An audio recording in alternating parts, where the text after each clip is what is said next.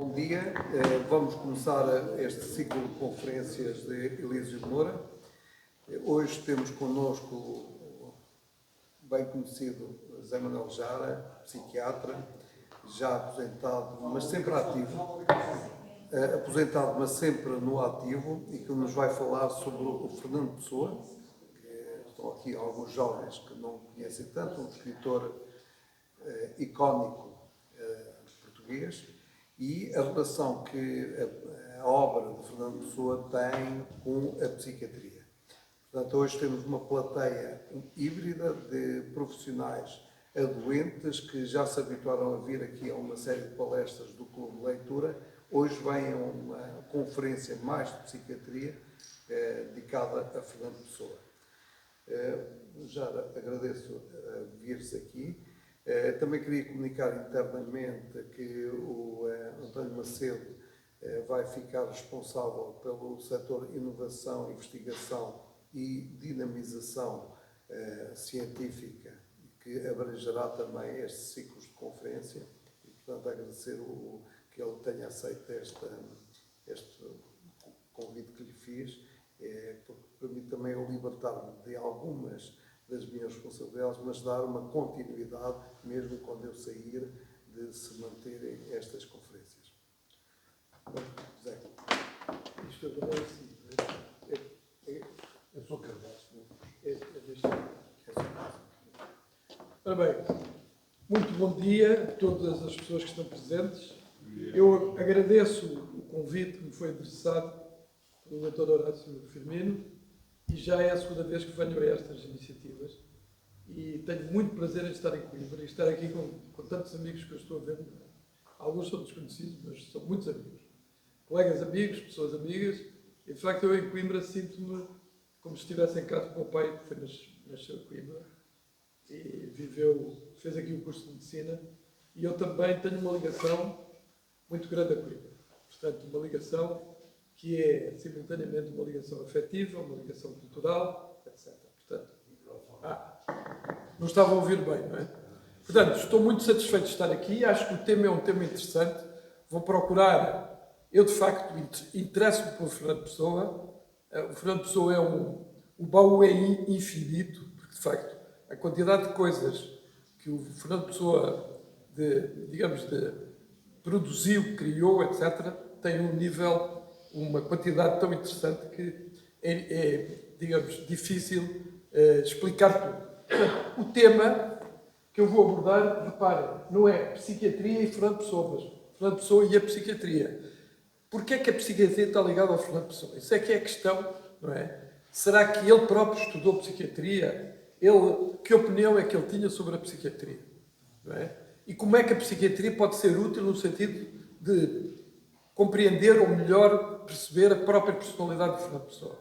E depois há muitas teorias, muitas ideias diferentes, porque o Fernando Pessoa, além dele próprio ter feito muita autoanálise, muita interpretação da sua própria personalidade, há muitos autores, muitas biografias, muitas análises sobre a personalidade do próprio Fernando Pessoa e sobre a obra de Fernando Pessoa. Portanto, realmente a riqueza da própria personalidade de Fernando Pessoa como autor, não é, obriga a muitas reflexões, por vezes contraditórias. E é esse aspecto que eu vou enunciar. Portanto, vou basear-me na poesia, basear-me também em alguma prosa de Fernando Pessoa, nas cartas e também nas apreciações críticas que alguns escritores e críticos literários e até psiquiatras tiveram sobre Fernando Pessoa, e médicos, porque de facto há muita contradição e é uma temática interessante. Depois sobressai um bocadinho a minha maneira de ver, porque de facto das leituras que fiz e do estudo que fiz e o interesse que tenho pela obra de Fernando Pessoa obrigou-me depois a refletir e a tirar algumas ilações. E de facto ainda trouxe aqui alguns livrinhos que irei mostrar. Ora bem, primeira coisa, reparem bem, este jornal é de 11 de abril de 1915. É um jornal que é A Luta, que dá notícia. Os médicos alienistas conseguiram. A revista Orfeu sai em 1915, o primeiro número, não é? E há um conflito entre os modernistas do Orfeu e os psiquiatras. É engraçado que os psiquiatras na altura eram designados alienistas, não é? Os alienistas, neste caso o Júlio de Matos, que era uma figura, o Júlio de Matos era um indivíduo com cultura filosófica, positivista, faz uma apreciação depreciativa sobre o Orfeu. Portanto, vocês vejam. Primeiro não se identifica, mas responde: doutor, os rapazes são malucos? Pergunta: ora, são meninos sem talento que querem chamar a atenção do público, vomitando as neiras. O segundo que se identifica é Júlio de Matos. Inquirido, responde: os do Orfeu são apenas simuladores. É evidente que quem quiser ser extravagante tem de se assemelhar aos loucos. Portanto, são comentários. O Júlio de Matos, de facto, opina. Há outro médico, que nós não sabemos o nome, mas há quem diga que terá sido o Egas Luís, que faz um comentário depreciativo sobre a obra do Orfeu. É curioso que a gente pensa assim. Naquela época, a valorização da ciência, incluindo a ciência da mente, não é? Do cérebro, etc., tinha uma certa arrogância na apreciação das artes. E, portanto, havia aí uma intromissão excessiva da ciência na apreciação da arte. Porque, de facto, o modernismo é uma transformação dos critérios estéticos da poesia que, digamos, chama a atenção e, ao mesmo tempo, questiona-se o seu valor. Agora, vamos começar pela prosa do Fernando Pessoa. Vocês vejam. O Fernando Pessoa tem muitos heterónimos. É uma coleção extensíssima. Alguns são muito conhecidos, outros não. Muito, digamos, referências fortuitas. Este Marcos Alves, não é? É uma figura dos contos do Fernando Pessoa. Vocês vejam. O Fernando Pessoa, desde jovem, está preocupado com a psiquiatria. Portanto, quando eu pus o título de Fernando Pessoa e Psiquiatria, vamos lá ver o que é que ele faz da psiquiatria. Uma coisa que me tem dado que cismar, para onde um conto sobre um suicídio. Sabe o Dr. Gomes, disse o Seixas, cronista literário do Diário da Manhã, é que tenha sido tão pouco estudado o lado subjetivo da loucura. Vocês vejam o lado subjetivo da loucura é aqui identificado como um problema na psiquiatria. Porque, de facto, a visão muito positivista da doença mental leva a ver sintomas e a não ver o lado subjetivo. E ele refere isto. Que diabo que você quer dizer com o lado subjetivo da loucura? Perguntou bruscamente o médico. Olha, quero dizer isto. Vocês, os médicos, estudam as várias doenças mentais, sintomas, manifestações e tal. Mas não tratam de averiguar o que diabo pensarão aqueles sujeitos lá em si, no que se não vê nos sintomas. Você compreende bem. A psiquiatria não sei bem como se diz. Reparem que ele, num conto, introduz aqui uma questão que colide com a visão muito sintomática da própria perturbação mental. Depois hei de vos mostrar esta questão deste conto do Marcos Alves noutro aspecto.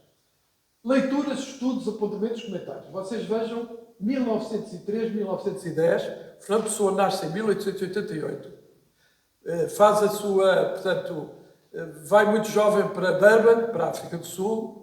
A mãe, entretanto, o pai morre em 1880, portanto, ele nasce em 1888 e o pai morre quando ele tem 5 anos. Portanto, a mãe casa com um militar que depois é cônsul na África do Sul. E depois vai para a África do Sul, onde faz também a sua carreira, digamos, escolar com grande sucesso.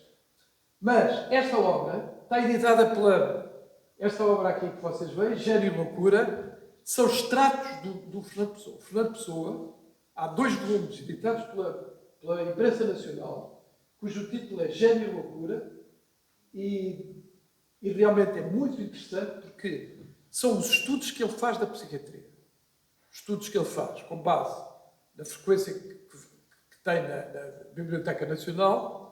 Vai ver muitos autores de psiquiatria franceses, ingleses, e esses estudos levam-no a fazer comentários à margem. Portanto, este livro, que tem este volume, são 2 volumes, aliás, são a pesquisa que o Fernando Pessoa faz sobre a questão da loucura. Porque ele esteve, desde jovem, muito obcecado com a questão da genialidade pressentida por ele, em relação a si próprio, e a questão da loucura. Portanto, o medo de enlouquecer é um fenómeno muito frequente no início da vida do Fernando Pessoa. Portanto, estuda a realidade da loucura para ele próprio se conhecer a si mesmo. É interessante este aspecto. Por outro lado, a questão da genialidade. De facto, vocês irão ver. Aqui está uma edição que eu aconselho, porque esta é mais compacta e é feita por um estudioso do Fernando Pessoa chamado Jerónimo Pizarro, de origem colombiana. Mas é um grande estudioso do Fernando Pessoa, especialmente nesta área da psiquiatria e a genialidade. Ora bem, vejam outro aspecto interessante, que é este. Fernando Pessoa fez uma árvore genealógica dele próprio. E a árvore genealógica de Fernando Pessoa por si próprio. Vocês vejam aqui. Temos Fernando Pessoa, Fernando António Pereira Pessoa, ele nasce no dia de Santo António, não é? Portanto, 13 de julho. E temos aqui os ascendentes do lado paterno e do lado materno.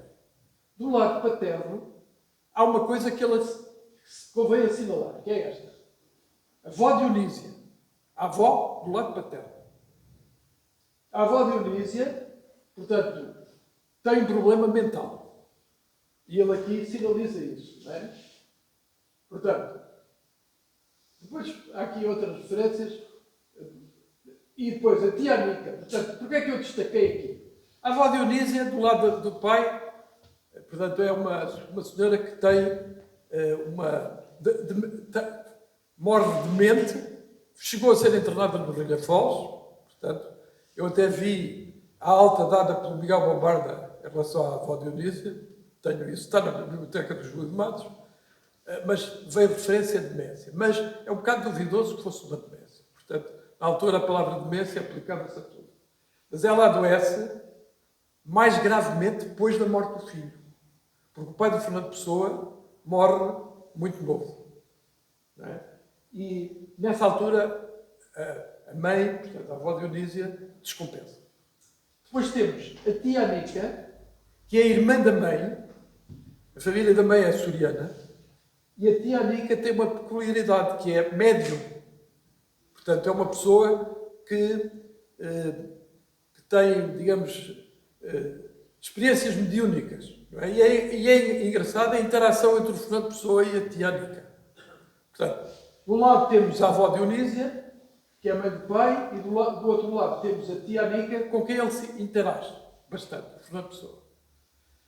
Pronto, portanto, aqui eu fiz esta referência porque as designações usadas numa época devem sofrer alguma crítica. Vocês vejam, a avó louca é uma personalidade depreciada. A avó do Fernando Pessoa é depreciada porque é demente, é louca, mas há uma referência à demência rotativa.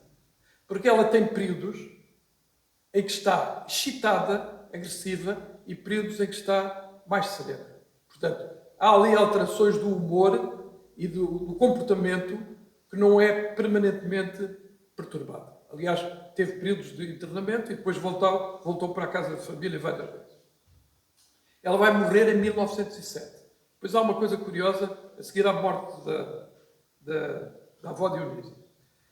No livro do Richard Zenit, que é uma biografia que saiu recentemente, primeiro em inglês e depois em português, a avó Dionísia tem referências, N referências. Eu andei a vasculhar todas as referências.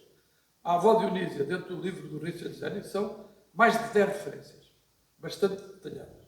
Portanto, tem importância, do ponto de vista da questão da psiquiatria, a avó Dionísia.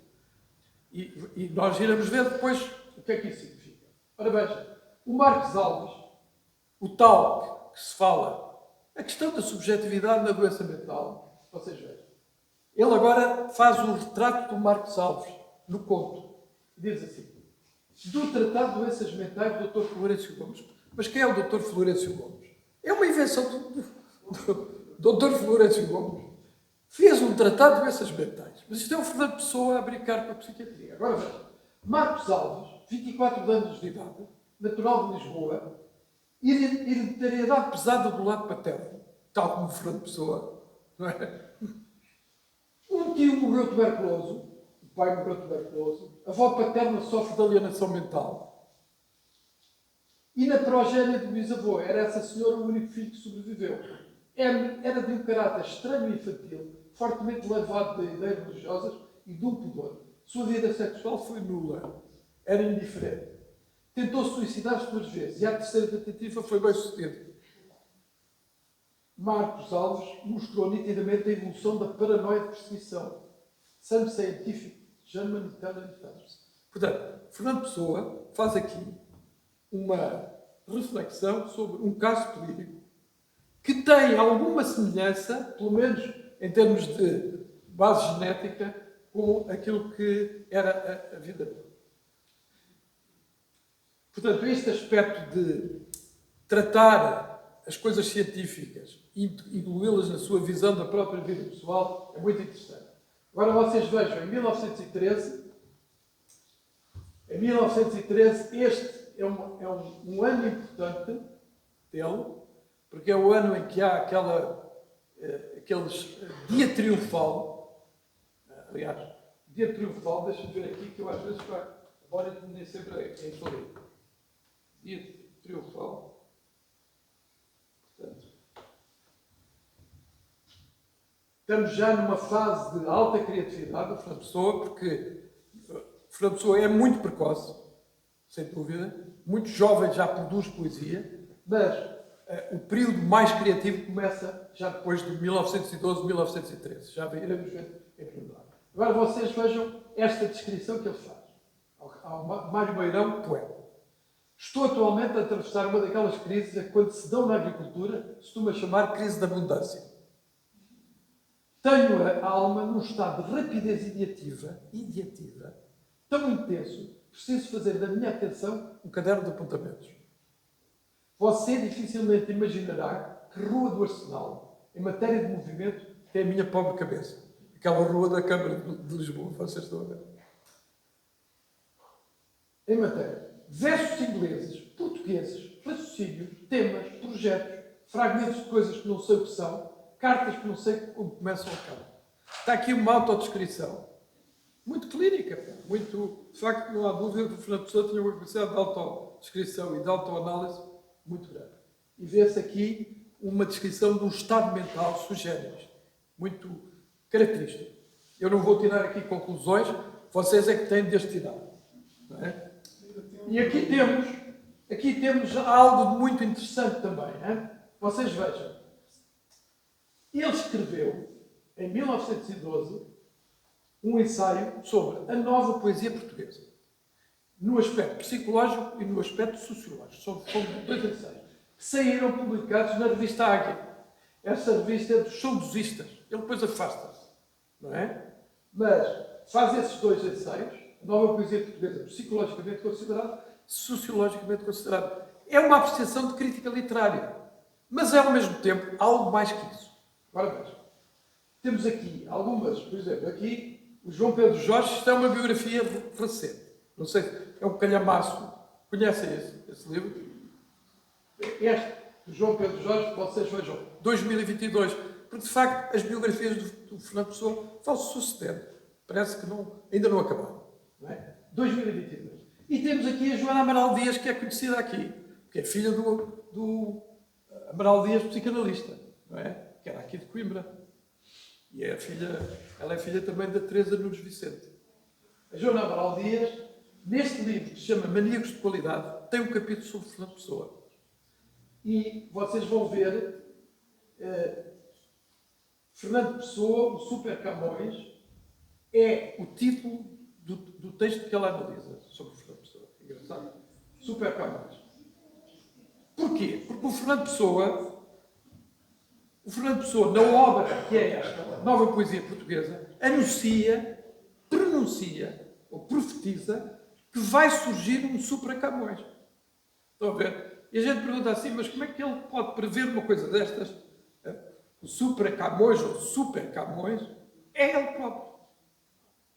Estão a ver? Isto é uma ideia que sobressai porque está a anunciar algo de muito surpreendente e de uma grande, digamos, riqueza da literatura portuguesa. E realmente temos de entender isto da seguinte maneira. Ele teve um sentimento de alto valor artístico, criativo, antes da sua produção criativa sobressair nitidamente. E faz esta comparação intuitivamente. É evidente que se a gente tomar à letra a ideia de Super Camões como... no caso, por exemplo, da Joana Amaral Dias, ela interpreta isso como um atributo da personalidade de Fernando Pessoa. Como um megalómano. Portanto, usar a expressão megalómano. A megalomania. Portanto, eu vou fazer aqui uma pausa só para dizer o seguinte. Há autores que apreciam Fernando Pessoa e há autores que depreciam Fernando Pessoa. Quando se gosta de um autor, em geral não se deprecia. Quando não se gosta de um autor, em geral deprecia-se. É evidente que isto são coisas intuitivas, mas é real. A ideia de megalomania, no caso do Fernando Pessoa, foi uma forma de depreciar o Fernando Pessoa. A gente pergunta assim, mas seria que ele era megalómano? Como pessoa, não. Ele podia estar num estado de excitação e de autovalorização do seu eu. Compreende? Agora, esse estado de autovalorização do seu eu não decorre da personalidade. Decorre do estado mental em que ele estava. Provavelmente estava numa fase de grande criatividade e de grande convicção do seu poder pessoal. Mas aqui o que é interessante é o seguinte. Pode haver um indivíduo débil mental que se sente um gênio. Mas pode haver um gênio que se sente genial. Ou até super genial. É isto que a gente pode interpretar. Super Camões, 1912. A nossa poesia, revista Águia, veja, caminha para o seu auge. O grande poeta, proximamente vindouro, que encarnará esse auge, realizará o máximo equilíbrio de subjetividade e de objetividade. Diga-se da sua grandeza esta sugestão para raciocinadores. Super Camões, lhe chamamos e chamaremos. Isto é muito interessante, não é? Portanto, há aqui uma espécie de profecia em que ele anuncia mesmo o surgir de um grande poeta e de uma revolução da literatura portuguesa. Portanto, 1912. Agora vejam a antítese disto. Carta a João Lebre Lima, 1914, 14 de maio. Escuso de empregar o vulgar, não imagina para lhe descrever o abismo do torpor que todo eu em que estou caído. Estou num destes momentos em que tudo perde o sabor que a vida tem. E, em geral, adoece dentro de nós o nosso modo de sentir as coisas. Viu no número do ano passado de A Águia um trecho chamado Na Floresta do Alinhamento. É curioso que este texto, Na Floresta do Alinhamento, vai aparecer no livro do Desassossego. Porque o livro do Desassossego foi feito, não é um livro, foram coisas que ele foi fazendo sucessivamente. É o único trecho meu publicado em que eu faço do tédio do sonho estéril e o cansaço de si próprio o motivo da sua. Esse livro chama-se Livro do Desassossego. 1914. É importante ver, de facto, a genialidade do Fernando Pessoa começa muito cedo e prolonga-se ao longo da vida. E cá está a referência do Livro do Desassossego e do alto da majestade de todos os sonhos, ajudante de guarda-livros. Portanto, aqui contrasta a modéstia do estatuto profissional do autor, que é o Bernardo Mendes Soares, o heterónimo, ou meio heterónimo, contraste nomes magos, liberta. E a ironia que há nele é sangue meu. O que dever humilhar-me é a minha bandeira que desfralda. A glória noturna de ser grande não ser de nada.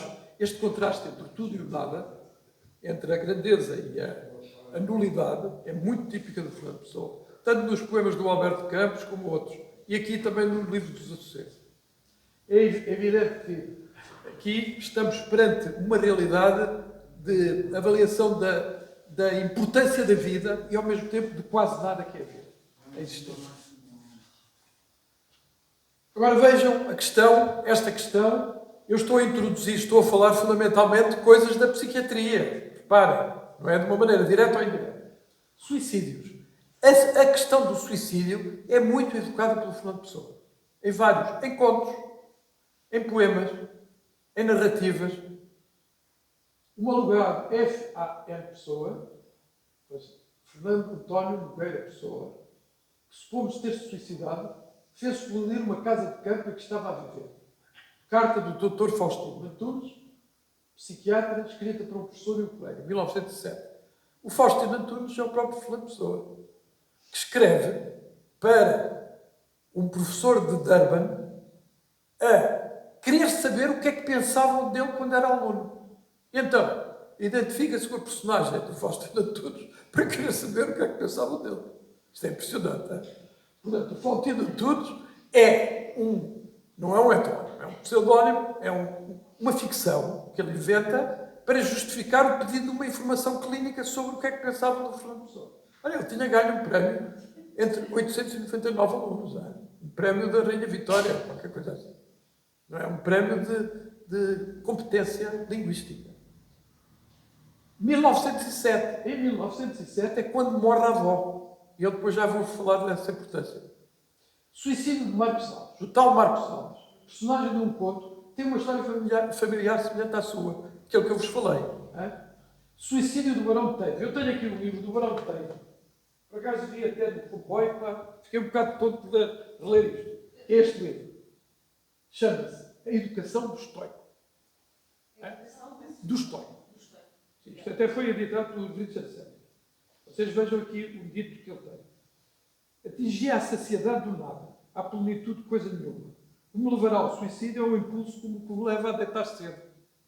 Tenho um sono íntimo de todas as intenções. Nada pode já transformar a minha vida. Portanto, este é um indivíduo, digamos, com um status social alto, que tem a amputação de uma perna, portanto, e que não produz senão esta obra. Portanto, não produz nada. Portanto, e diz assim: atingi certa plenitude do emprego da razão, e é por isso que me vou matar. Vocês vejam isto. Não é? Mas o texto é interessante. E agora vejam, o estoico é o indivíduo que encara a adversidade sem se comover muito, sem desistir de nada. É o indivíduo que resiste a tudo. Não é? O único manuscrito do Barão de Teijo é um barão. Ora, o Fernando Pessoa, a gente pensa assim, o Fernando Pessoa não tem nenhum título monárquico, nenhum. É um indivíduo que teve uma vida relativamente simples, embora nas origens haja um general, pessoas importantes. Não é? É um indivíduo filho da plebe.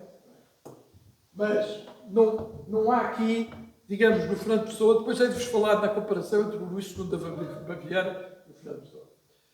Suicídio do Barão de Teijo. Atingir tal. Se te queres matar, e agora vejam isto, Álvaro de Campos tem um poema muito prosaico. Se te queres matar, tu que não te queres matar. Aproveita que eu, que tanto amo a morte e a vida, se ousasse matar-me, também me mataria. Isto é muito redundante, mas é um jogo circular de palavras, não é? É, ao mesmo tempo, a desdramatização e a dramatização da questão da morte. E aqui temos a mãe, Madalena Nogueira, não é? Uma mulher inteligente, tem um segundo casamento. Os psicanalistas interpretam muito a questão da figura do segundo marido e do facto da mãe, digamos, do Fernando Pessoa perder o lugar que tinha na primeira, quando o pai morre, não é? E, portanto, o complexo de Édipo é um bocado tratado por essa. Agora vocês vejam, 5 de 6 de 1914, cópia de uma carta para Pretória, porque a mãe estava a viver em Pretória, na África do Sul, e ele estava em Lisboa. O Fernando Pessoa vem para Lisboa para entrar na Faculdade de Letras, mas entra na Faculdade de Letras durante um ano e depois rasga-se. Achou que não aprendia nada lá. Epá, infelizmente a Faculdade de Letras, pelos vistos, não lhe serviu de nada para a literatura, não é? E pronto, e depois vai ter a sua vida, etc. Muito novo.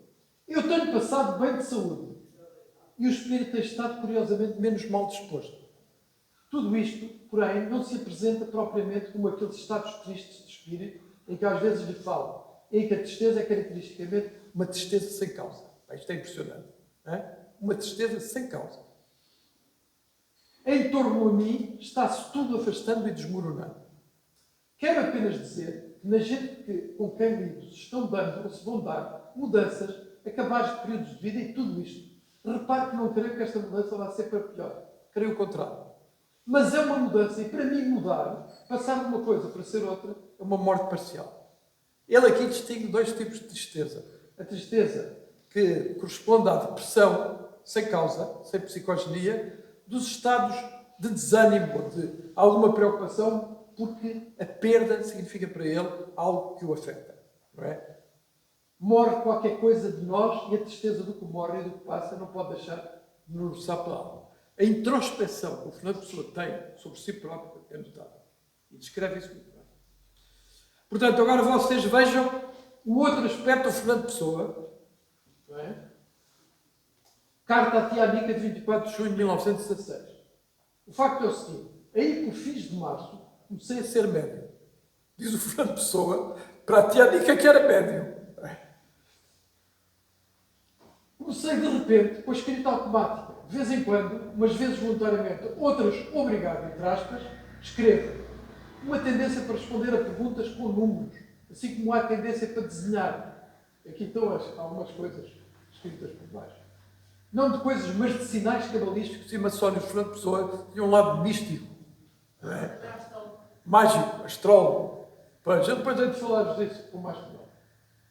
Um bocado maçónico também, não é? Porque a gente às vezes pensa nestas coisas como muito irracionais. Mas há muita gente maçónica hoje, pá. E no século XXI ou XXII, se calhar, irá continuar a haver. Mas não de coisas, mas de sinais cabalísticos e maçónicos, símbolos do ocultismo e coisas assim. Não julgo que é loucura. Não é. Dá-se até o facto curioso também ter de equilíbrio mental eu estar bem. Isto é fantástico, pá. Não sei se realmente julgará que estou doido. Creio que não. Estas coisas são anormais, sim, mas não antinaturais. É impressionante. Ele depois faz um comentário num texto que, aliás, é editado pela Agência de Zenit, em que deprecia o mediunismo e todas estas coisas. E diz precisamente o contrário. Porque acha que, racionalmente, aquilo não tem fundamento nenhum. Mas, nestas lérias do mediunismo, ele foi atraído por um hipotético encontro com uma mulher na Rua do Ouro. Não é? Que iria vestida com um vestido amarelo, umas coisas assim deste tipo. É interessante. Carta a Mário Sá Carneiro, em 26 de abril de 1916. Ora, o Mário Sá Carneiro é um dos fundadores. Eu trouxe até aqui uma revista do Orfeu, só para vocês olharem mesmo materialmente para ela. Estão a ver? Orfeu 2. Saíram 2 Orfeus. O Orfeu 1 e o Orfeu 2. O terceiro não saiu logo, foi publicado postumamente. Quem é que financiava o Orfeu? Era o pai do Mário Sá Carneiro. Mário Sá Carneiro era um grande amigo do Fernando Pessoa, mas teve pouco tempo com ele. Foi viver para Paris. E morreu em Paris, suicidou-se. Mas, é interessante, agora voltando aos alienistas. Quando os alienistas diziam que as pessoas do Orfeu eram pessoas perturbadas, em algum aspecto teriam alguma razão. Por exemplo, o Ângelo de Lima tinha uma esquizofrenia. É um dos colaboradores do Orfeu. O Mário Sá Carneiro suicida-se. O Fernando Pessoa era um indivíduo com altos e baixos, como vocês veem, tem alguma patologia psiquiátrica, embora ela não lhe tenha, digamos, perturbado muito no sentido existencial. Mas, de facto, vemos que na qualidade artística das pessoas há muitas vezes perturbações. Não é? Perturbações podem ser mais ou menos aceitáveis. Agora vejam, carta ao Mário Sá Carneiro. De há meses para cá tenho a pesar sobre mim a gravíssima doença da minha mãe. A mãe adoeceu, fez um AVC. E ela estava longe, portanto, ele andava preocupado com a mãe. Acrescente-se o grande sofrimento que você me causou com a sua temível crise. As cartas do Mário Sá Carneiro ao Fernando Pessoa eram persistentes. As respostas do Fernando Pessoa eram mais esporádicas. Não é? O Mário Sá Carneiro considerava, a diferença de idades eram de 2 anos, mas ele tinha uma relação digamos, quase filial perante o Fernando Pessoa. Está a ver? As palavras do Fernando Pessoa valiam ouro para ele. E de facto, eu li as cartas, porque as cartas do Fernando Pessoa perderam-se. Foram para Paris, desapareceram. As do Mário Sá Carneiro estão editadas. As do Mário Sá Carneiro eram apelativas, dramáticas. No fim, quando ele se aproximou daquela ideia desesperada do suicídio, o facto é que a sua grande crise, ele sabia, foi uma grande crise minha, e eu sentia, já disse, não só pelas suas cartas. Ora, o Fernando Pessoa teve a intuição, ou pelo menos o pressentimento, de que telepaticamente soube o que se passava no dia em que o Mário Sá Carneiro se suicidou. Foi um dia estranhíssimo, uma vivência muito estranha. Se isto foi postumamente ou foi momentaneamente, mas ele descreve isso nas cartas. Não é? Como já deles, projeção astral, como eles dizem, do seu sofrimento. Estão a ver? É interessante ver estas coisas.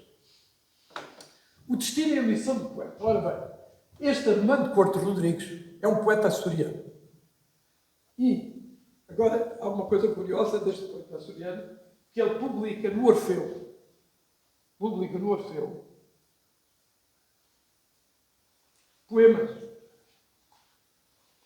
Publica no Orfeu poemas. Aqui há a Ode Marítima, etc. Os poemas do Armando Couto Rodrigues, são com um pseudónimo. Sabem qual é o pseudónimo do Armando Couto Rodrigues? Violante de Cisneiros. Violante de Cisneiros.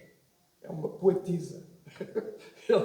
Portanto, ele assina como Violante de Cisneiros. Mas é um homem, portanto, é um grande correspondente e muito íntimo do Fernando Pessoa. E vocês vejam aqui. Eu ando há muito, desde que lhe prometi esta carta, com vontade de falar intimamente do meu caso, entre aspas, da natureza da crise psíquica que há tempos venho atravessando. A minha crise é do género das grandes crises psíquicas. Vou falar aqui da psiquiatria, não é? Crise psíquica. A minha agora não é de incompatibilidade comigo próprio. A minha, gradualmente adquirida, autodisciplina tem conseguido unificar dentro de mim quantos divergentes elementos do meu caráter eram suscetíveis de harmonizar. Dá-se a essa sua capacidade para compreender, porque ele acha que o Armando Couto Rodrigues entende bem. Porquê? Tem maneiras de pensar semelhantes. Como eu, fundamentalmente, o espírito religioso, que está ao lado místico do Fernando Pessoa, que, no fundo, está a atravessar uma crise mística, mas uma crise, ao mesmo tempo, criativa. As duas coisas. Como eu, fundamentalmente, e dos que de perto, literalmente, me cercam, como almas não contam, não tendo a consciência da terrível importância da vida, com V grande, que nos impossibilita de fazer arte meramente pela arte. Portanto, ele aqui diz que a arte não é um fim em si. Tem de ter uma finalidade educativa. E sem consciência de um dever de cumprir por nós próprios e para com a humanidade. É interessante, esta visão não é arte pela arte. Não é? É arte como um bem. E vocês vejam aqui revistas e jornais. O único livro publicado pelo Fernando Pessoa em vida foi A Mensagem e o livro de poemas ingleses. Está a ver? Mas colaborou em muitas revistas e promoveu algumas delas. Por exemplo, o Portugal Futurista tem a publicação do Ultimato, que eu trouxe aqui.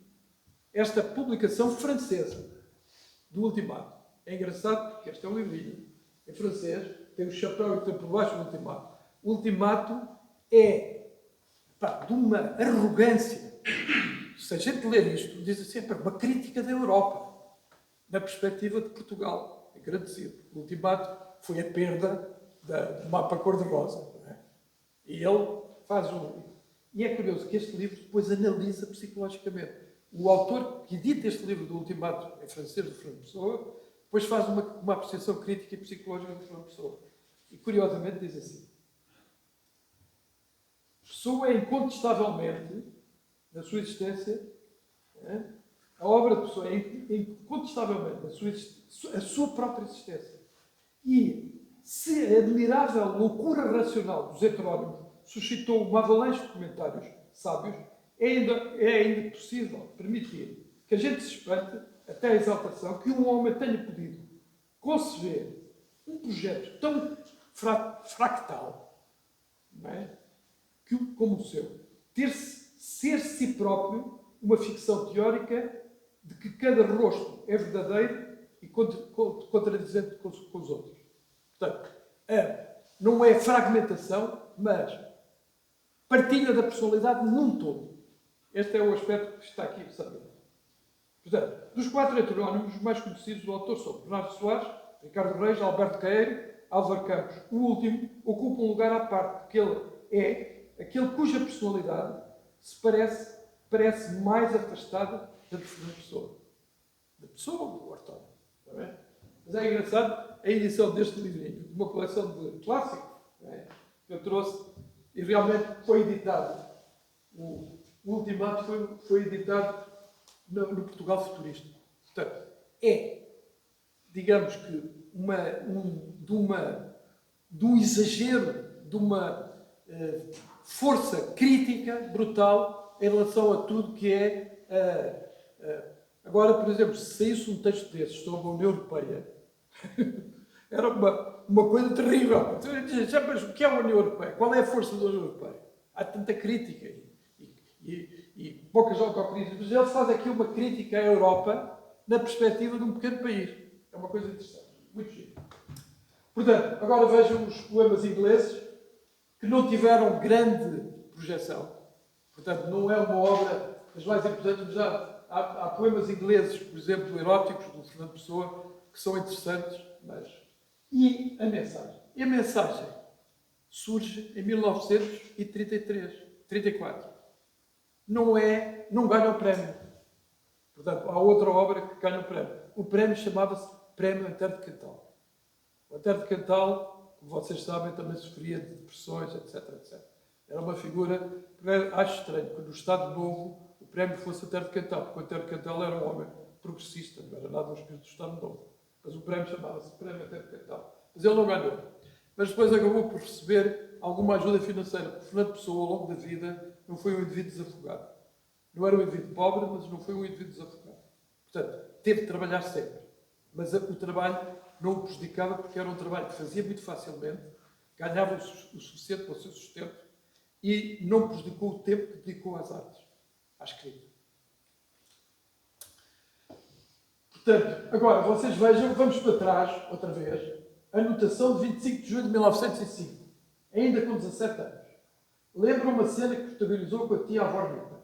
Senti de novo um desses sintomas, que cada vez se tornam mais claros e sempre mais horríveis em mim. Uma vertigem moral. A palavra moral, neste tempo, significava psicológico. Na vertigem física, há um rodopiar do mundo exterior à nossa volta. Na vertigem moral, o rodopiar do mundo interior. Pareceu-me perder, por momentos, o sentido das verdadeiras relações das coisas. Perder a compreensão. Uma dormência mental. É uma sensação pavorosa que nos acomete um medo desmesurado. Aqui está uma descrição muito clara de uma crise de pânico. Fernando Pessoa. Estão a ver? Agora eu pergunto assim. Será que as crises de pânico do Fernando Pessoa, que no fundo se inseriam dentro de um estado ansioso que o vai acompanhar ao longo da vida, com altos e baixos, podem ter produzido um retraimento do viajante? O Álvaro de Campos viajou. O Fernando Pessoa, enquanto jovem, viajou. Mas o adulto Fernando Pessoa não viajou. Nem sequer foi ver os irmãos em Inglaterra. Foi uma vez a Porto Alegre, eu já vos vou explicar quando e como, foi uma vez a Tavira. E de resto andou sempre a Lisboa. É interessante ver isto. Tinha a fobia das trovoadas. E eu acho que ele também tinha uma certa fobia das doenças. Não das mentais, porque isso tinha resolvido o problema da loucura com a genialidade. Mas em relação às físicas, ele não se cuidou fisicamente. Foi um indivíduo que não valorizou muito o cuidado com a sua saúde física. Mas pronto, este aspecto é interessante porque na juventude ele tem crises de pânico. As crises de pânico também podem ter produzido ou contribuído para produzir o medo de enlouquecer.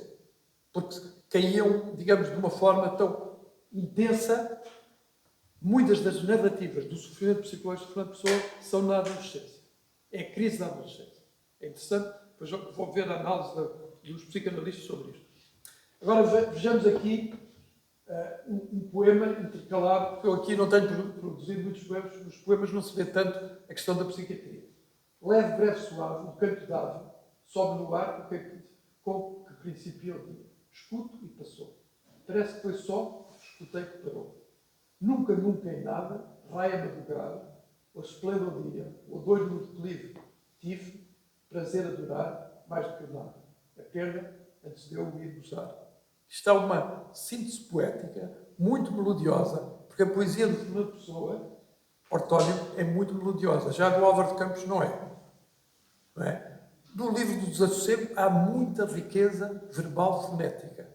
Fernando Pessoa tem uma visão musical. É curioso, o pai de Fernando Pessoa era crítico musical em frente ao São Carlos, porque a casa da família Fernando Pessoa era no largo do São Carlos. E o pai de Fernando Pessoa fazia crítica musical das óperas do São Carlos. Está a ver? Era muito novo, mas era muito divertido. Sensibilidade musical, não há dúvida que a poesia de Fernando Pessoa é musical, é intelectual também, é filosófica, não é? Tem vários domínios. mas não é tão sensorial, tátil, como é do Mário de Sá Carneiro. Eu acho que o Fernando Pessoa, nesse domínio, tinha uma certa inibição em relação ao contacto. Fobia de contacto. Bem, isto é uma especulação que eu estou a fazer. Mas não há na poesia dele referências ao contacto, ao tátil. Não é? Enquanto, por exemplo, no Mário de Sá Carneiro predominei a sensação tátil. Não é? Mas a parte melodiosa vê-se aqui. Carta a Ofélia Queiroz. Agora vocês vejam aqui a Ofélia. É interessante, já agora, lembrar o seguinte. A Ofélia era tia de um poeta chamado Carlos Queiroz. Não sei se já leram alguma coisa do Carlos Queiroz. O Carlos Queiroz faz a homenagem fúnebre ao Fernando Pessoa. Ele também morreu novo. E o livro do Carlos Queiroz, que aqui tanto chama-se O Poeta e os Seus Fantasmas. Ele chama fantasmas aos heterónimos, às personalidades. Mas este livro, do Carlos Queiroz, que eu li, por acaso acidentalmente, é interessantíssimo. É um livro editado pela Ática. E chama-se Fernando Pessoa, o Poeta e os Seus Fantasmas. E tem aqui até umas apreciações do Eduardo Lourenço muito interessantes. Mas, portanto, este, Carlos Queiroz, é sobrinho de Ofélia Queiroz. Estão a ver? Portanto, vejam aqui, 15 de 10 de 1920. Não é? Tens mais que milhares, tens milhões de razões para estar zangado, irritado, ofendido comigo.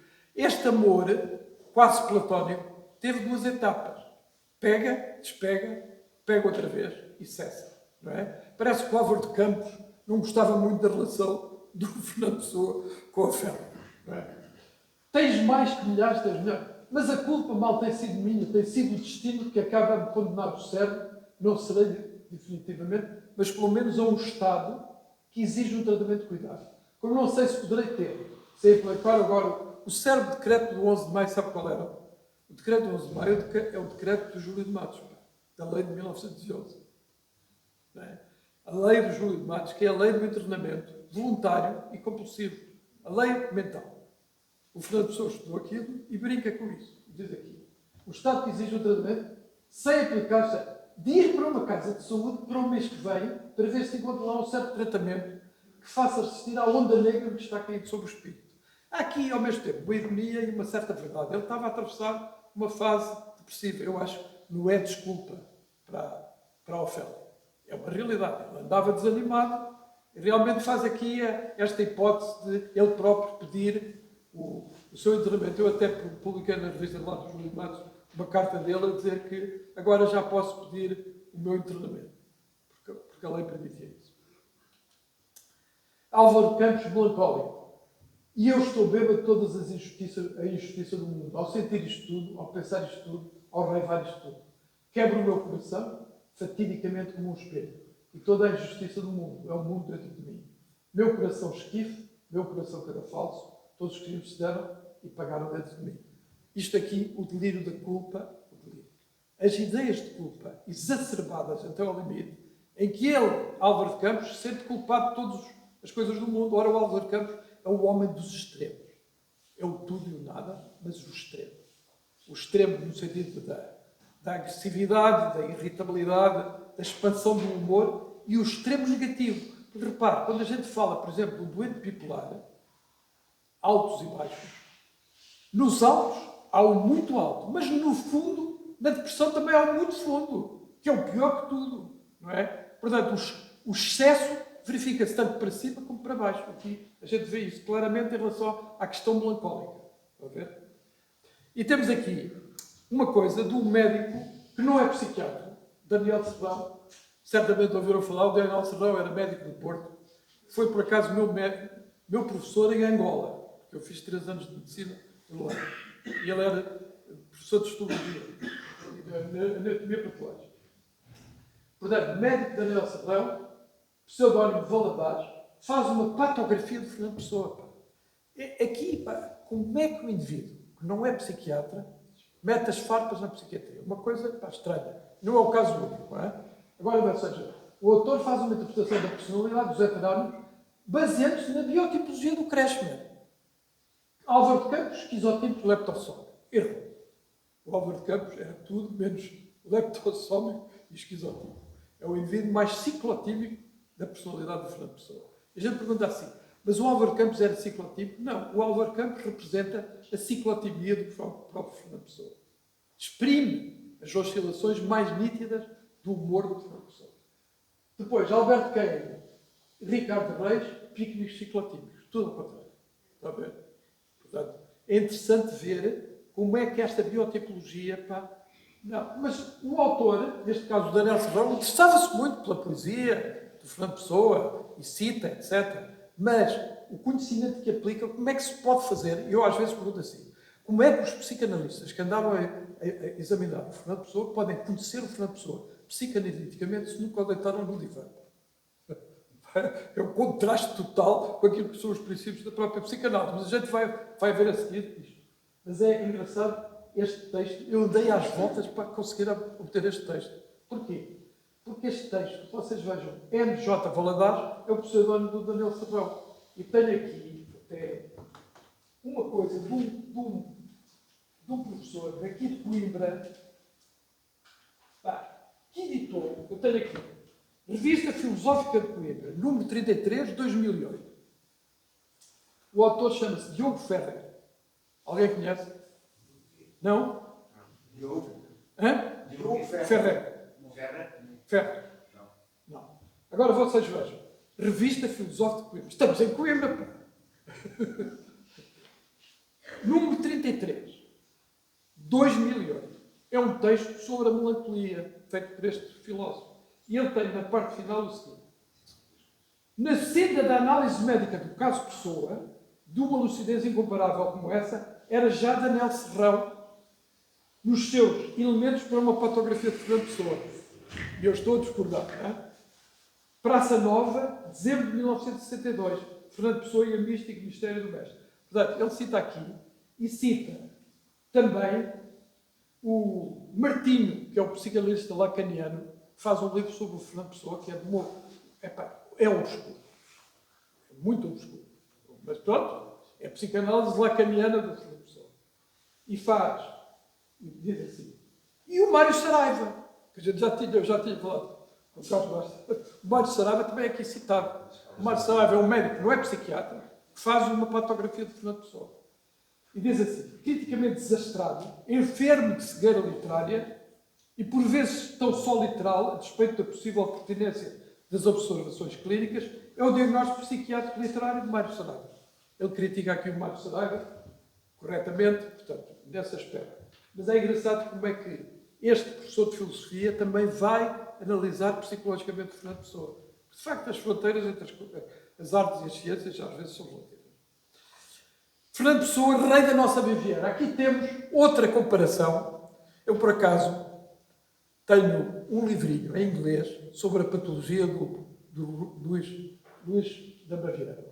O Luís II da Baviera. O Luís II da Baviera era o rei da Baviera, que é, digamos, um Estado autónomo que depois se integra na Alemanha, no Império Alemão. Não é? E o Luís II da Baviera morre, suicida-se. Mas antes de suicidar, ele é considerado doente. Oficialmente há uma junta médica e há um médico que até é um médico de algum valor e muito conhecido, que eu agora não me estou a lembrar do nome, mas já me vou lembrar, que faz um certificado dizendo que ele sofria de uma doença paranoide. Não é? Realmente ele tinha, a partir de uma certa altura, ele construía castelos. Os castelos depois vieram a ser turisticamente importantes. Nomeadamente o Schwanstein. Não é? Quando se vai à Baviera, tem de se ir ver sempre o palácio do Luís II da Baviera. Mas o Luís II da Baviera, há quem conteste a veracidade do diagnóstico. Porque há quem ache que ele foi afastado do poder por interesses políticos e militares. Porque ele era um indivíduo pacifista. E vocês reparem, estamos na época em que a Prússia toma conta da Alemanha e unifica a Alemanha na guerra franco-prussiana. Portanto, invade a França. É engraçado, 1870. Mas é muito provável que o Luís II da Baviera tivesse uma doença psiquiátrica. Porque acho que era muito difícil. Ele é isolado, é super protegido, num palácio onde estava super vigiado. E ele morre com o médico ao mesmo tempo. O médico que o acompanhava, que dispensou os seguranças. o médico, não me lembro agora do nome, de vez em quando tenho umas falhas, devem ser devido à idade. Mas de vez em quando tenho aqui umas falhas, não me lembro agora do nome, e há bocado, Guden. É Guden, ele chama. Mas é uma junta médica liberal. O que é que eu trago esta situação? Vocês vejam. O Eduardo Lourenço, grande crítico literário, faz muitos livros, muitos ensaios sobre o Fernando Pessoa. Não é? E um deles chama-se Rei da Nossa Baviera. Custa-me imaginar que alguém possa um dia falar melhor de Fernando Pessoa que ele mesmo. É interessante isto, não é? Pela simples razão de que foi Pessoa quem descobriu o modo de falar de si, tornando-se sempre por um outro. A capacidade de autocrítica de Fernando Pessoa é, de facto, notável. Quem sonhou todas estas ficções foi o paciente da Rua dos Douradores, um homem triste que, por não existir como se sonhava, irmão gêmeo por dentro de Luís da Baviera, prisioneiro como ele e dentro dos fantasmas. Aqui eu já não concordo com o Eduardo Lourenço. O Eduardo Lourenço está a tentar fazer uma analogia entre a melancolia do Fernando Pessoa e a melancolia presumível do... Mas o Fernando Pessoa nunca teve a mania das grandezas, típica do Luís da Baviera. E o Fausto e a riqueza, etc. Mas, de facto, há no livro do Desassossego uma parte que se refere ao funeral do Luís II da Baviera. Portanto, é um dos textos em que o Fernando Pessoa... Mas o Fernando Pessoa não é o Bernardo Soares. O Bernardo Soares é um heterónimo. Mas esta identificação que o Eduardo Lourenço faz entre o Luís da Baviera, acho exagerada e não é consonante com a personalidade de Fernando Pessoa. Esta velha angústia, portanto, o Luís da Baviera era um homem das artes, especialmente da arte musical, da grande arquitetura, mas não era um indivíduo filósofo. Não tinha sentido crítico, autocrítico, nada disso. E, portanto, enveredou também pela mania das grandezas e, segundo se diz, digamos, dilapidou o património e o orçamento do Estado da Baviera, que devia ser bastante grande. Esta velha angústia. Álvaro de Campos, vocês vejam, o internado no manicômio é ao menos alguém. Eu sou internado no manicômio, sem manicômio. Bem, isto parece a reforma da saúde mental. Estou doido a frio. Estou lúcido e louco. Estou alheio a tudo e igual a todos. Estou dormindo desfeito em sonhos. Há aqui a ironia, o poder irónico de Fernando Pessoa é o único. Pá. É espantoso. Não é? Nada disso existia no Luís II da Baviera. Por mais atenuantes que tenha, ele, de facto, o Luís II da Baviera tinha uma paranoia. Não é? Que existe, pá. E nessa altura não havia tratamento para as doenças psiquiátricas. Taborda de Vasconcelos. Agora vamos fazer análises, não é? Sobre algumas coisas. Não sei se alguém de vós se lembra deste médico. Taborda. O Zé Morgado, de certeza que se lembra. Hã? Tens o livro dele? Também tenho. Pronto. Eu comprei o livro e tenho o prefácio do Vitorino Nemésio. Eu acho que o Vitorino Nemésio não gostava nada do Fernando Pessoa. Não sei porquê. Vocês vejam aqui. Pois-se em Pessoa houve uma longa incoerência caracteriais, uma veria de desdobramento, embora a palavra infeliz, para designar máscaras, que todo o esquizofrénico ou esquizoide compõe e afivela preencher o vazio brutal da afetividade que faz autista. Isto é o Vitorino Nemésio. Esta é muito dura, não é? O Vitorino Nemésio está aqui a fazer de psiquiatra e a fazer uma análise caracterial e até psiquiátrica, não só psicológica, do Fernando, em 1973. E é engraçado que o Taborda de Vasconcelos não concorda totalmente com isto, mas aceita o prefácio do Vitorino Nemésio. O Vitorino Nemésio é uma figura das letras, pá. E era um homem de cultura científica, não é? Ele devia ter alguma fobia em relação à loucura, pá.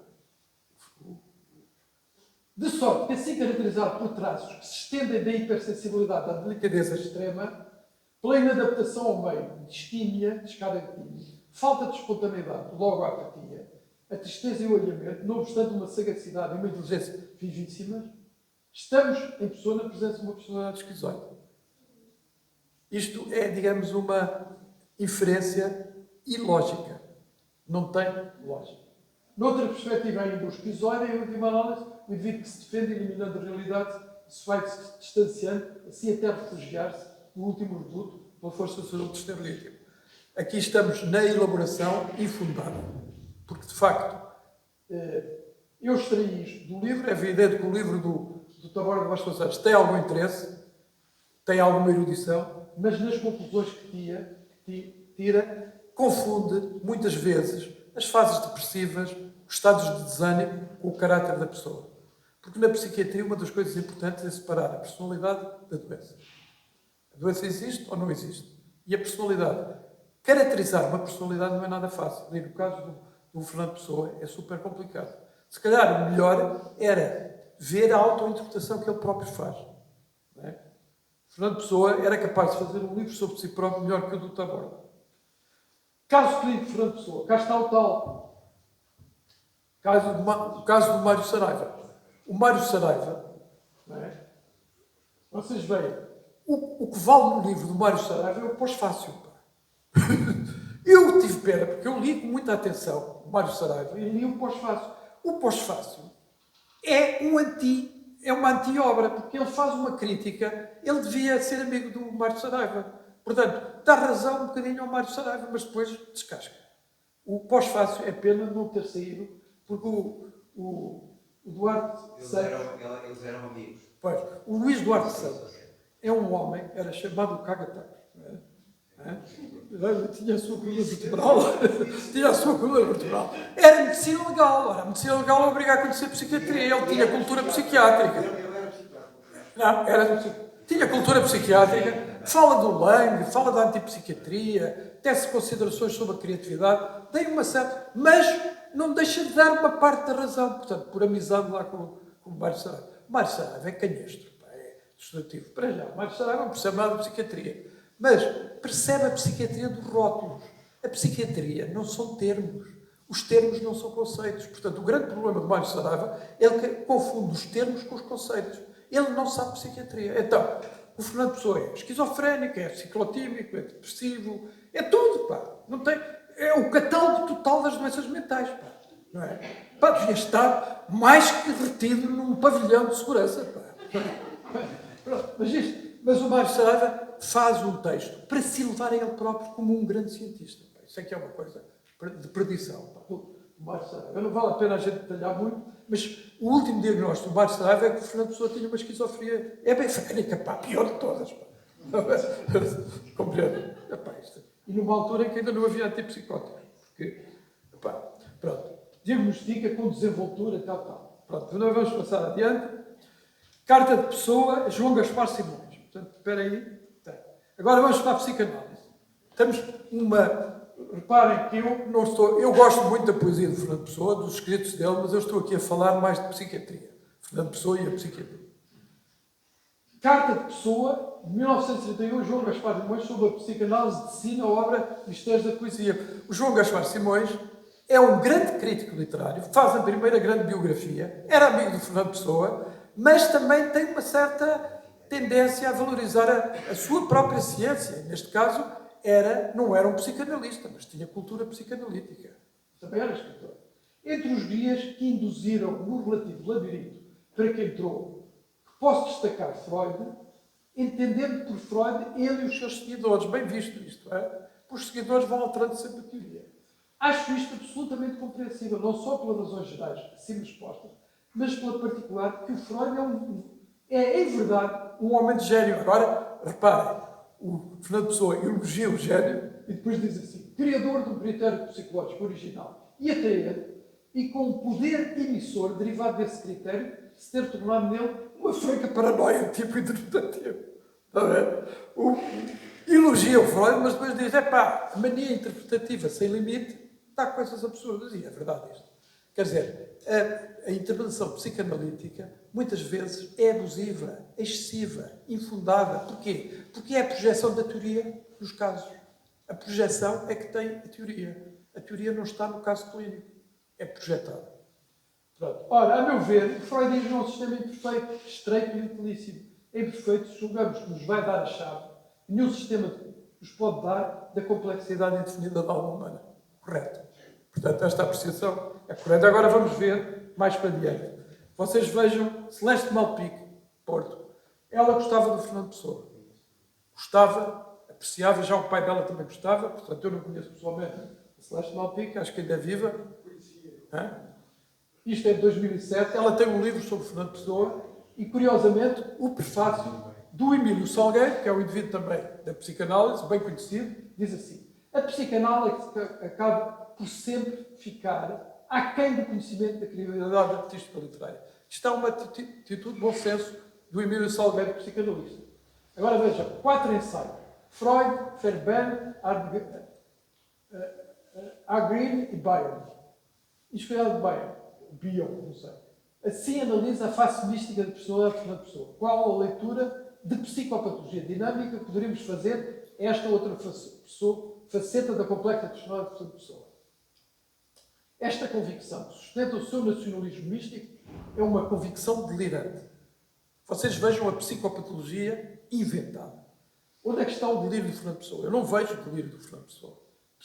Convicção delirante que encerra toda a onipotência e megalomania da sua personalidade. Estão a ver? Isto é, o seu verdadeiro núcleo psicótico. Epá, estamos a inventar a doença do Fernando Pessoa e a transformá-lo num doente por projeção de uma ideologia pseudocientífica.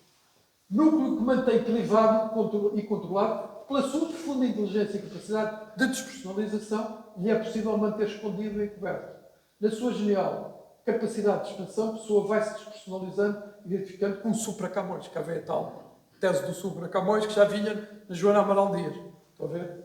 Supra Camões, o Fernando Pessoa é um megalómano. Como o Cavaleiro Monge de Deus, em Dom Sebastião, depois são os poemas esotéricos, com o encoberto, etc. Portanto, é interessante ver que os psicanalistas, seja o lacaniano, que é aquele, eu não me lembro agora do nome dele, mas é um indivíduo ultra, o indivíduo fica alienado quando lê os livros destes indivíduos, fica completamente cheio de cifras, etc. É uma coisa intratável. Mas pronto, é possível que haja alguma verdade ali, não sei. Fazem equações e tudo. Bem, neste caso, claramente esta ideia do núcleo psicótico, etc., é uma conversa que não tem fundamento nenhum. Agora vamos ver a informação de Fernando Pessoa sobre a histeria e neurastenia. O Fernando Pessoa, como eu vos disse, andou a estudar psiquiatria, da época, não é? Agora vejam. Formação de Fernando Pessoa sobre histeria e neurastenia. Os sintomas psíquicos da histeria são oscilação do humor, depressão, alternação com a ilação, não aparente ou não sem causa suficiente ou aparente. Simulação e despersonalização. Aquela história do poeta é um fingidor que finge tão... Agora eu lembro bem, não é? Finge o fingimento. Não é? Autossugestão, falsas emoções, finalidades fictícias, ideias não naturais. Daydreaming, devaneio diurno.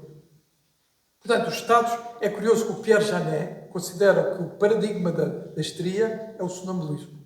Tem um tratado sobre isso. E considera que é o sonambulismo. O estado dissociativo, dissociação. Neurastenia, muito claramente distinta nas suas manifestações psíquicas por ansiedade, tendência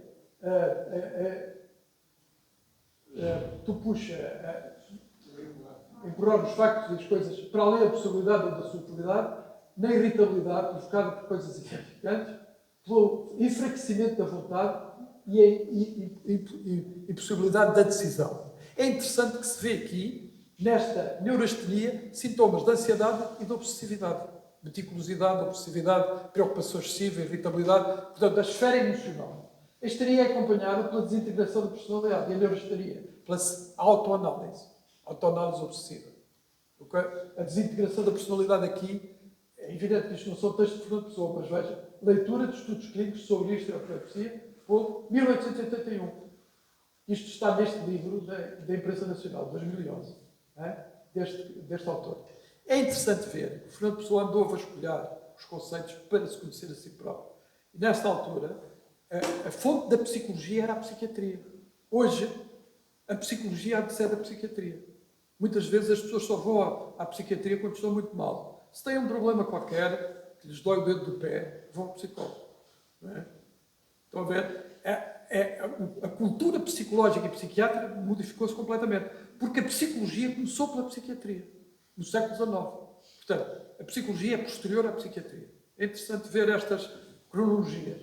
Mas é engraçado que estas perturbações, que são as que ele vivencia. Estão a ver? Carta a Jaime Cortesão. Vocês vejam, 1925, não é?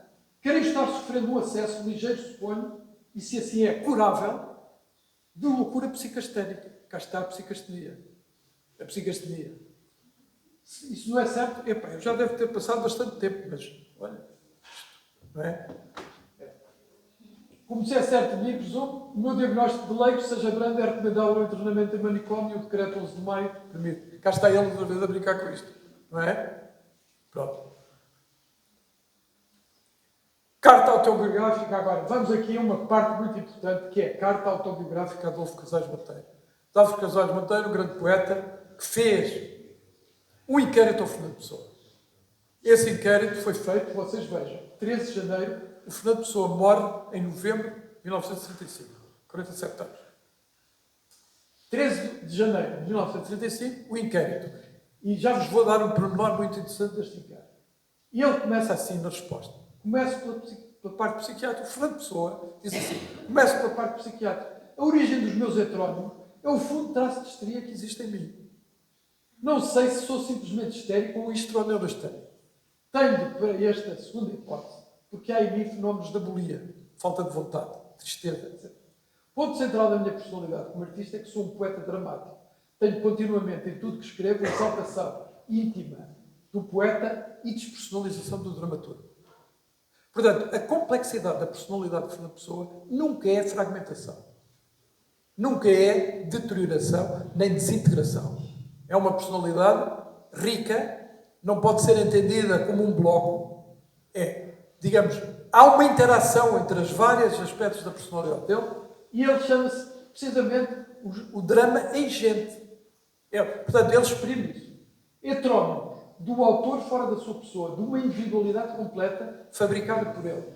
Como seriam os dizeres de qualquer personagem, qualquer drama seu. Claro que há aqui uma grande originalidade, não é a mesma coisa que uma peça representada, é a própria vida, que é o drama em gente. É interessante a análise que ele faz, é exposta ao coisa.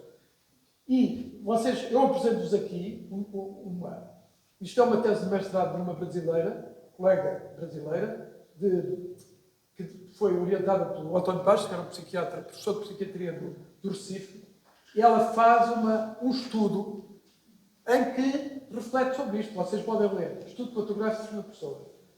É um estudo que critica o Mário Saraiva. O Mário Saraiva é representado como o psiquiatra português. Isto é uma tristeza de olhar. O psiquiatra português é o Mário Saraiva. Estão a ver? E, portanto, vai deitar-o abaixo. Até se conclui o diagnóstico de doença bipolar tipo 2. Fobias, ansiedade, etc. E alcoolismo. Porque, clinicamente, esta tese de mestrado, que não foi publicada em livro, é interessante. Estão a ver? Porque tem muita informação. Mas, sob o ponto de vista da personalidade, é menos conseguido. Porque o problema de Fernando Pessoa não é só a patologia. É que personalidade. Como é que é a personalidade? Estão a ver? E, portanto, aqui, nesse aspecto, não fala muito sobre isso. Filme psíquico do Manual de Psiquiatria, carta do 10 de outubro. Estamos no fim da vida de Fernando Pessoa, hein? Meu caro Tomás Pratos, isto é filme psíquico do Manual de Psiquiatria. Esta é uma carta que ele dirige a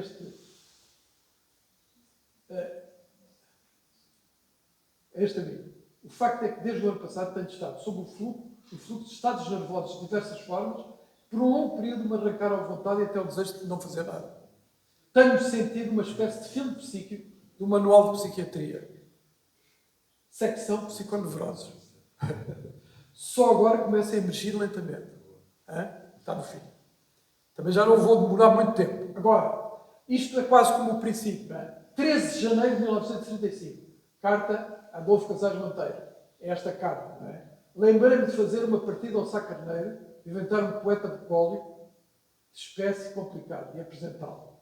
Levei uns dias a elaborar. Isto é o dia 8 de março de 1914, que ele considera o dia triunfal, em que emergem os heterónimos. Os grandes heterónimos emergem num estado de êxtase, que eles chamam de dia triunfal. Houve alguns autores que consideraram que aquilo era muito fabricado, muito concebido e pensado, mas não. É espontâneo, mas é fruto de uma maturação. Portanto, há ali um processo criativo. O processo criativo descobre coisas que não eram esperadas. E, de facto, surgem os heterónimos e a produção literária dos heterónimos. Porque o dia triunfal é o dia em que surge o Alberto Queiro, não é? Com o poema inicial do Alberto Queiro, não é? E depois o Ricardo Reis logo a seguir. 30 e tantos poemas a fio numa espécie destas cuja natureza eu não consegui definir. Há genuinidade nisto. Não é? Ele descreve isto e isto é genuíno. Não é? E, portanto, ele vai referir isto, mas isto passa-se em 8 de janeiro de 1914. Não é? Parecia-me, acerquei-me de uma cômoda alta, tomando uma papel, comecei a escrever de pé, me escrevo sempre que posso. Há aqui uma grande inspiração poética que surge e que depois se multiplica. É o início da grande poesia do Fernando Pessoa.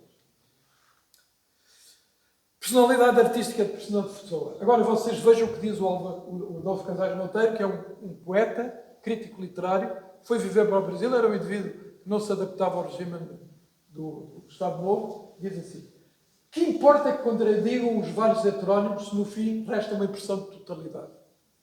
Aliás, o Jacinto Prado Coelho escreve um livro, um bom ensaio, que se chama Unidade e Diversidade em Fernando Pessoa. Se ora é um cético, ora um místico, se cabem dentro dele um materialista, um espiritualista e um panteísta. Não se trata, pois, com os heterónimos apenas de poesia expressa, apenas de criações estéticas, mas de uma forma daquilo que Borel e Robin chamaram rêve éveillé, que é o sonho acordado. Sonho acordado. Em Fernando Pessoa, a carência de vontade aliava-se a um poder de imaginação verdadeiramente assombroso, que era um gênio. Porque, de facto, a vontade de Fernando Pessoa, muitas vezes, sussurrava. Ele adiava as obras. Ele não as editava. Ele não as completava. Acumulava no baú. Não é? E depois vinha a completar mais tarde. Tinha depressões, sem dúvida.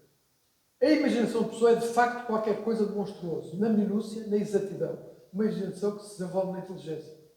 A introdução à seleção de poemas por Adolfo Casal Monteiro. Eu achei muito interessante este estado. Agora, vocês vejam, esta estrutura foi desenhada por mim. Não é? FP, Fernando Pessoa. Não é? FPO, o quê? Fernando Pessoa ortónimo. O Fernando Pessoa ortónimo, poeta, é um dos heterónimos. Pronto. Não é? Depois temos Álvaro de Campos, o indivíduo altamente expressivo. Depois, um pequeno heterónimo, meio heterónimo, Bernardo Soares. Não é? Depois, Ricardo Reis, um médico que não exerceu medicina, que era monarca. Foi viver para o Brasil, depois veio. Instalou-se na Praça Luís de Camões, em Lisboa. E faz, de facto, é o estoico. É o estoico que faz a poesia muito certinha, regular e belíssima. Por acaso gosto de ver de Ricardo Reis. E aqui quem é que está? Está o paranoico, António Mora, que vai viver para a Casa de Saúde de Cascais, Casa de Saúde Mental de Cascais. Ele quer um neopaganismo, está a inventar, e há um livro, o neopaganismo, portanto, uma ideologia, e veste uma toga romana, é um indivíduo imponente e tal, com a mania das grandezas. Mas está o António Mora, Casa de Saúde de Cascais. Portanto, está metido, esse está lá metido. Ele é que o meteu lá. E agora, aqui vocês vejam os heterónimos da juventude. Aqui está o Alberto Queiro. O Alberto Queiro é uma personalidade muito característica. É mais uma figura espiritual. Enquanto que o Álvaro de Campos é carnal. É? Mas o Alberto Queiro é espiritual. É um indivíduo panteísta, sensorial. Sente a natureza. É o homem da natureza. A beleza da natureza. Mas a poesia do Alberto Queiro é muito visual e filosófica. Mas a personalidade dele, ele morre muito novo. Enquanto que, por exemplo, o Ricardo Reis e o Álvaro de Campos morrem com o Fernando Pessoa, o Alberto Queiro só vive 25 anos. Está a ver? Há aqui o Ricardo Reis, por acaso, uma coisa que me impressionou, é que nasce antes do Fernando Pessoa. Mas pronto, aqui vocês vejam. Este aqui é um homem da astrologia, que é Rafael Baldaia. Porque, de facto, Fernando Pessoa era talentoso na astrologia, fazia bem os horóscopos. E depois temos aqui o Barão de Teife, que eu vos mostrei do livro do Estoico, Barão de Teife. E aqui, um inglês que é o Alexander Zutz. AS, Alexander que pesquisa. O Alexander Zutz é precoce, é adolescência, tem poemas muito patológicos, reflete muito sobre a psiquiatria e as obsessões e as doenças. Portanto, se a gente quiser consultar o Alexandre Zertes, encontra lá toda a patologia mental que o Fernando Pessoa elaborou poeticamente.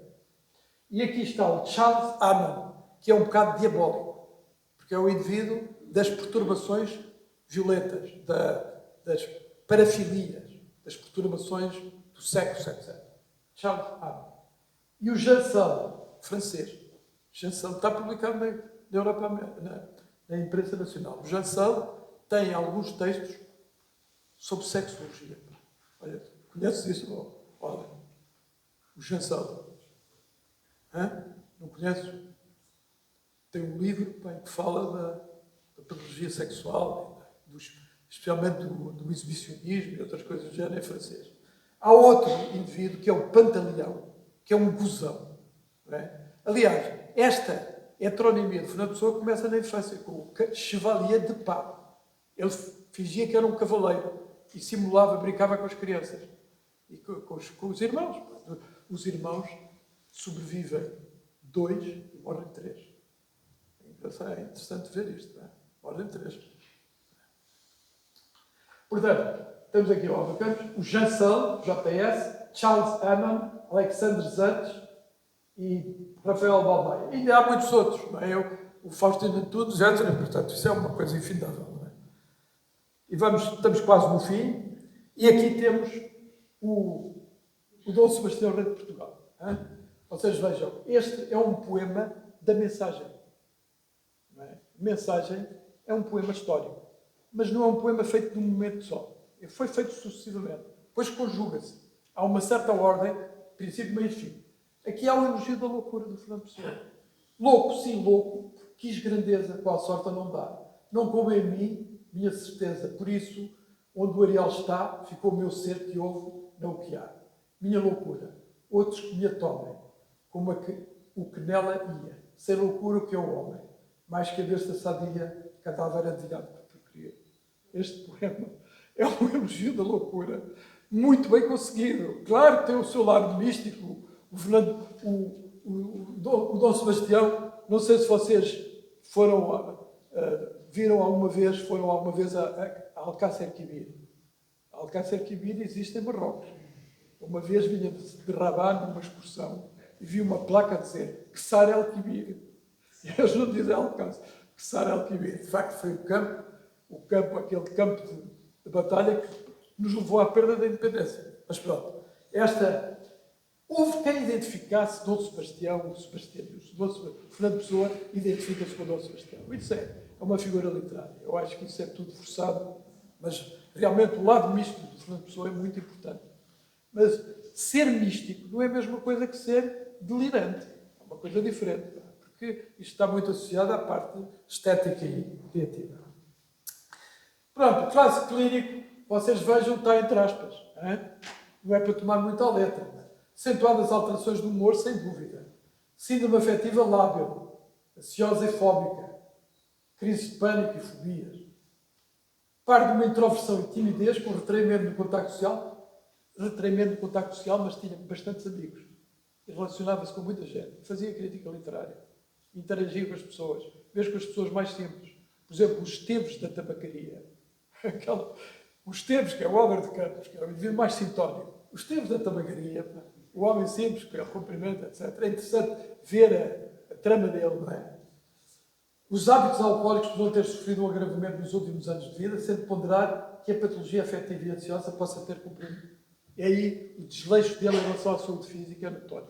Mas nessa altura também a medicina não tinha aquela publicidade que tem hoje, não é verdade? Como fatores patogénicos genéticos, poderá considerar-se a herança paterna de uma provável patologia afetiva. Eu acho que a avó de Fernando Pessoa tinha uma doença depressiva endógena.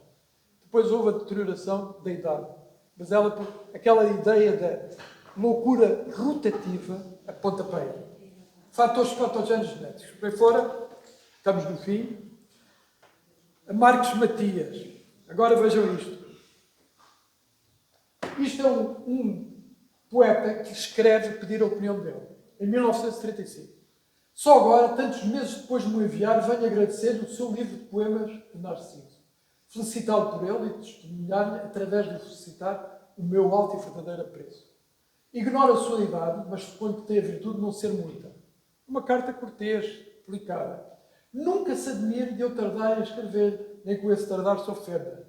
À parte eu andar sempre embrenhado em complicadíssimas crises mentais, acresce que certas circunstâncias externas, a que não consigo ser insensível, me abatem e me perturbam. Tenho estado velho por causa do estado novo. Esta é muito bem metida. E agora, vocês vejam, isto foi feito ontem.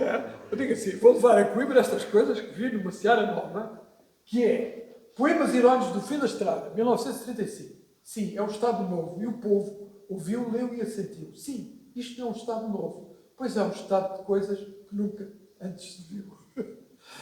Isto é incompleto, mas diz assim. Em tudo paira a alegria. E de tão íntima que é, como Deus na teologia, ela existe em toda a parte e em parte alguma se vê. Dados a conhecer na Seara Nova por Jorge Sena após o 25 de Abril. É interessante. E agora, eu trouxe também, para acabar, estes não consegui editar, mas chama-se. Este poema é muito cáustico, mas vocês preparem-se para ele. Não é? Diz assim. Coitadinho do tiraninho, não bebe vinho nem sequer sozinho. Bebe a verdade e a liberdade, com tal agrado que já começam a escassear no mercado. Coitadinho do tiraninho, o meu vizinho está na Guiné e o meu padrinho no Limoeiro. Aqui ao pé, mas ninguém sabe porquê. Mas enfim, é certo e certeiro que isto consola e nos dá fé. Que o coitadinho do tiraninho não bebe vinho nem até café. Isto é, sabem sobre o que é sobre Salazar. Escrito já numa fase final dele, o que mostra que também tinha um espírito de humor e uma capacidade irónica excepcional. Vocês vejam agora aqui a lista parcial de biógrafos estudiosos de Fernando Pessoa. Vão encontrar aqui estrangeiros, espanhóis, brasileiros, americanos, franceses, enfim, não pus todos, mas está aqui muitos. José Bruxelas Gil, filósofo, Rita Zane, que é muito conhecido, este que é o Luís Teixeira, que é muito dado ao esotérico, a Ivete Centeno, ida em aspas, a questão da parte mística de Fernando Pessoa, e o Agostinho da Silva também, o italiano António Tabucchi, o Marco Sacramento, que faz uma crítica ao poeta da hora absurda, que é uma crítica ao Fernando Pessoa, o Adolfo Casais Monteiro, Jacinto Prado Coelho, Jorge Sena. O Jorge Sena, curiosamente, chegou a conhecer diretamente o Pessoa na casa, porque havia umas tias que conviviam com a família do Fernando Pessoa. Jorge Sena. António Quadros, não é, que edita as obras completas. Carlos Queiroz, que é o sobrinho da Ofélia. Não é? E o Robert Berechon, muito bom esta biografia. Fernando Carvalho Martins, há um dicionário do Fernando Pessoa e da poesia, portanto, da nova poesia. É um calhamaço enorme. É um dicionário mesmo, de Fernando Pessoa e de ideias de Fernando Carvalho Martins. O Pizarro, que eu vos falei, e depois, por exemplo, as cartas são muito analisadas por esta professora, Manuela Pereira da Silva e a Luísa Freire. Depois há pessoas apaixonadas por Fernando Pessoa. Professores, intelectuais, poetas. Não é? O impacto de Fernando Pessoa é enorme. E neste momento estamos no ano dos 500 anos de Camões. É? E o Camões nasceu em 1525. É uma coisa curiosa. Mas, de facto, o Fernando Pessoa, aquele supra-Camões é para interpretar, e agora vou-vos dizer qual é o meu diagnóstico. Ele estava numa fase hipomaníaca na altura em que fez isso. Estava numa fase de ilação do humor. A autoestima dele estava para cima. E, portanto, exagerou nas suas avaliações. Não era megalomania caracterial. Era um estado de expansão do humor. E, portanto, o José Fernandes Faf é interessante. O José Fernandes Faf faz uma análise muito interessante sobre a questão da histeria do Fernando Pessoa. Portanto, histeria é um termo que hoje caiu em desuso. Mas, de facto, a personalidade do Fernando Pessoa era uma personalidade múltipla, mas não desagregada. Uma personalidade estruturada. Pronto, eu acabei. Acho que está mesmo no fim. Ainda falta só este. Isto é para dizer que, de facto, o estudo sobre o alcoolismo e as doenças físicas, feito por este colega, não é? Francisco Manuel de Fonseca Ferreira, estão a ver? ele põe em dúvida que ele tenha morrido com cirrose. Admite uma pancreatite aguda. Mas foi um abdômen agudo. Ele foi internado no hospital de São Luís dos Franceses. Epá, não houve tempo para lhe fazer qualquer análise, porque ele é internado num dia, morre no dia seguinte. E é quando ele diz, I know not what tomorrow will bring, que está na casa de Fernando Pessoa, em Campo de Ourique. Está lá escrito isto na saída da porta. I know not what tomorrow will bring. O que é que isto quer dizer? Não sei o que é que amanhã acontecerá. Não é? E pronto, ele previu a morte. Mas aqui está a escrita dele, 1935 e 1915. Não tem o tremor do indivíduo com alcoolismo. A letra é igualzinha. Portanto, ele não estava deteriorado, estava nas suas plenas funções. E acabei.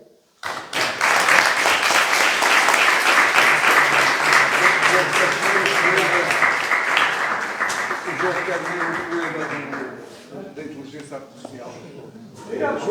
João, posso ler o João Relvas ainda consegue pôr o Fernando Pessoa através da inteligência artificial. Portanto, vamos ouvir então este Não, poema. é uma coisa muito rápida, uma brincadeira, porque eu ontem à noite, antes, quando sabia que vinha para esta sessão, pedi ao chat GPT que fizesse um pequeno poema sobre a passagem do tempo no estilo de Fernando Pessoa. Ele deu-me um poema ontem que eu gostei muito e a minha mulher também leu e gostou, mas hoje, quando vinha aqui para o ler, não estava cá. De maneira que aqui, enquanto estávamos aqui sentados, pedi um outro. Este é um bocadinho diferente e acho que o de ontem era melhor que este. Eu vou ler isto rapidamente. Eu não sou muito bom a ler poemas, mas enfim, vocês imaginam que seria lido por uma pessoa que sabe ler poesia. O tempo é esse rio que se esvai entre os dedos da mente que o deseja e se perde na bruma de um ser que vai, onde tudo é cada e nada repousa ou festeja. O relógio, máquina sem alma, marca a dor que em silêncio se estende. Cada tique é um eco que desarma a ilusão de um amanhã que se defende. A juventude, como vento fugaz, desaparece em poeira de memória perdidas. E os sonhos de tanto esperar se tornam cinzas de noites esquecidas. Ah, o que sou eu, senão o reflexo de tudo o que foi e já não é mais. Um homem que na vida encontra o nexo, nas sombras que o tempo não desfaz. Tudo passa, tudo escapa e se ausenta. E a eternidade reside no que é breve. Mas mesmo assim o ser se lamenta, pois só na saudade o tempo é leve. Isto não foi tipo de Fernando Pessoa, mas parece, não é? E o poema de ontem, que não está aqui, que desapareceu, era melhor que este, ok? Obrigado ao Zé Manuel Bejar, uma belíssima sessão, não é? Foi muito agradável, gostei imenso. Vê-se que é possível imitar. Claro. A criatividade, no fundo, é a produção. Agora, O que é que seria, portanto, o Fernando Pessoa se tivesse acesso ao chat GTP? Estás a ver? A próxima conferência será no dia 31 de maio, na sexta-feira, e será feita pelo João Relvas Júnior, que vai falar sobre a investigação em neurociências, um pouco a experiência do laboratório que ele dirige no Bolsa. 31 de maio. É o João Carlos. João Carlos. João Relvas Júnior. Não, é, não é?